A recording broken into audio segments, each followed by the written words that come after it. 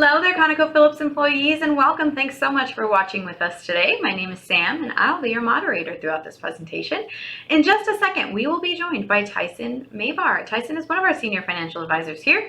He's going to be going over some tips that are tailor-made for ConocoPhillips employees. These tips are going to help you steer clear of any financial hiccups in retirement and help you preserve those retirement funds. Before he comes in, though, I'd like to just very quickly remind you of a couple housekeeping items.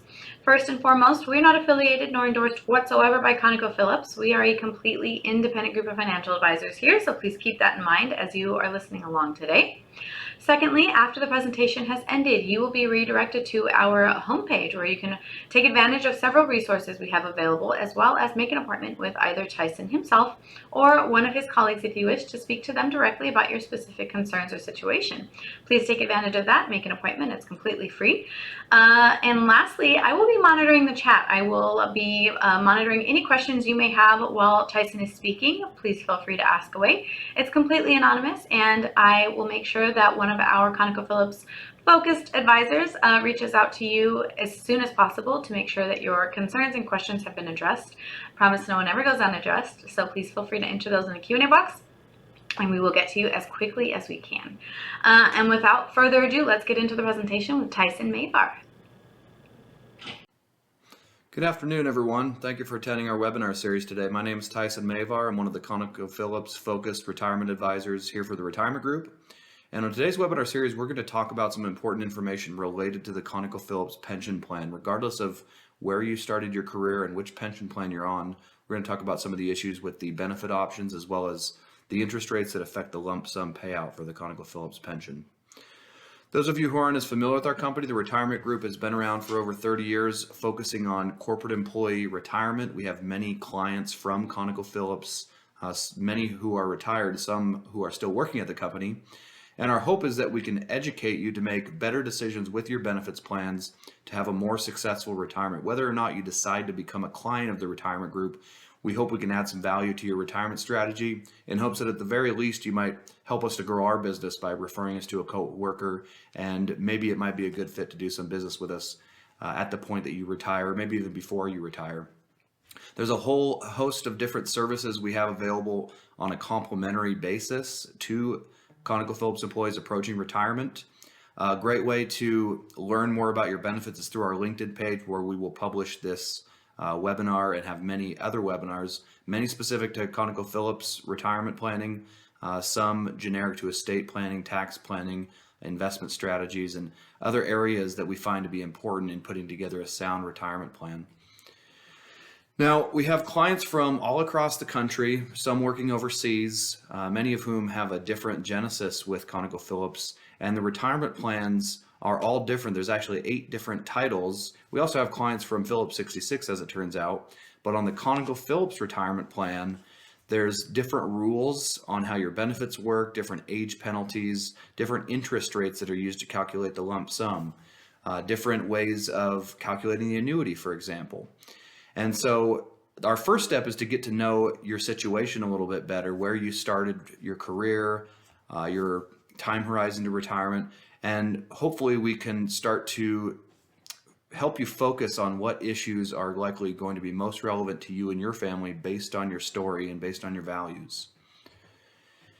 Now, there's a variety of different ways to take your pension. The lump sum has always been popular. And even in this rising interest rate environment that we've seen in the last couple of years, we still see the lump sum fairly popular, but it's not the only option. And when we go through your cash flow analysis, we'll talk about the merits of the different annuity options. The most common form of payment for somebody who's not interested in a lump sum and typically who doesn't have a spouse is the single life annuity, or also called the straight life annuity. This is going to be a higher payout than any of the joint survivor options, of course, and it's going to be a monthly payment for the rest of your life only. It's fixed. It does not have a cost of living adjustment. Once you pass away, the benefits stop. There's also a variety of different ways that you could take a joint survivor annuity option, typically with a spouse, but not always. It could be a non-spouse joint survivor. And there's a lot of flexibility on this because you can really tailor how much money you get as well as your joint annuitant, in some cases your spouse, based on your situation, whether or not your spouse has a pension, how much his or her pension is relative to yours, what other resources you have, life expectancies and age differences often come into play in this decision as well. And of course, the more money you receive during your lifetime, the less money your joint annuitant is going to receive. So we want to spend some time talking about this well in advance of you selecting which pension option you're taking. And then of course the lump sum, taking the present value of the projected stream of annuity payments so that you have control over the investments, the control over the death benefit, the custodian of those assets, where those assets are held, whether it's at an investment firm or an insurance company or a combination of maybe several custodians. And they all have their merits, but depending on your circumstances, one option is likely going to serve you and your family better with the highest degree of certainty than the others. So we spend a lot of time discussing this with our clients and prospective clients prior to their decision on how to take their pension and prior to their retirement. And we also spend a lot of time on the interest rates that affect the lump sum. So I'm going to zoom in here on this table. What we're looking at here, at the very top of the table, the first row shows the most recently available interest rates that are based off of March of 2024 and that predict the Q3 2024 lump sum payouts. You can see we have first, second, and third segment interest rates. Those are based off of corporate bonds, and they affect retirements after, they affect the years of service after 2008. So if you started the company prior to 2008, only your years of service after 2008 have this corporate bond interest rate schedule. It also depends which company you started your career with. If you are a Phillips employee, for instance, you're going to use the 30-year Treasury interest rate for all years of service prior to 2008. In comparison to a Heritage Conoco employee who's only going to use the 30-year Treasury rates for years of service from 2000 to 2008. Everything prior to 2000, they're going to use a PBGC rate, which is a much lower rate and produces higher lump sum payouts.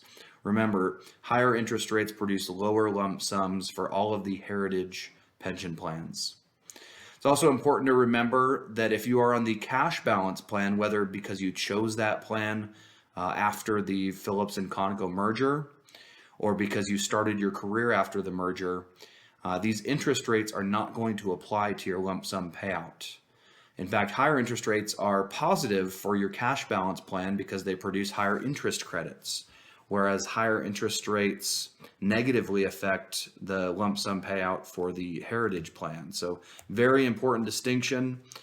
But for anybody who's worked at the company prior to 2003, we recommend getting a very strong understanding of these interest rates as you approach your retirement, because it might impact your timing of your retirement. You might change your retirement date based on changing interest rates, or you may not even elect your pension right at retirement. You might decide to defer the election of your pension in hopes for higher lump sum payout in the result of either reducing interest rates or maybe aging out of penalties. Now, we also want to show this because anybody who was considering a second quarter versus a third quarter lump sum or benefit commencement date, you can see that the interest rates went up on two of the segment rates. They also went up on the 30-year Treasury. They only went down on the first segment rate, but they barely went down on that one. So net, we're expecting lower lump sums in the third quarter compared to the second quarter. And the value of that is going to be a function of which pension plan you're on, your age. The younger you are, the more severe an increase in interest rates has as an impact on your lump sum, as well as your Heritage company. So a lot of factors to look at here. And the easiest way to look at this is by logging into the benefit site, running pension projections for different dates. You can even modify your assumptions on interest rates, and this will help you to plan for not only which option to take on your pension, but the optimal timing of electing this lump sum if in fact you're even interested in taking a lump sum on your pension. Unfortunately, we found statistically that 74% of Americans over the age of 50 don't even have a written plan for their retirement. We find this to be absolutely unacceptable, just based on how many advisory firms, including ours, will do this for you for free in an effort to get to know you and to hopefully earn your business. So let us know if you have interest in having us produce this cash flow analysis. We found this to be an incredibly helpful exercise. We encourage people to update it at least annually with all the changes to the tax code happening, as well as benefit plan changes and changes in the economy, especially with interest rates. So let us know if we've never done this for you, you'd like to have us do it, or if it's been a while since we've updated yours, we're happy to do so. And the way to get a hold of us, you can email us at info@theretirementgroup.com. You can call us at 800-900-5867. You can schedule a meeting with myself or one of my colleagues that understands the ConocoPhillips benefits plans.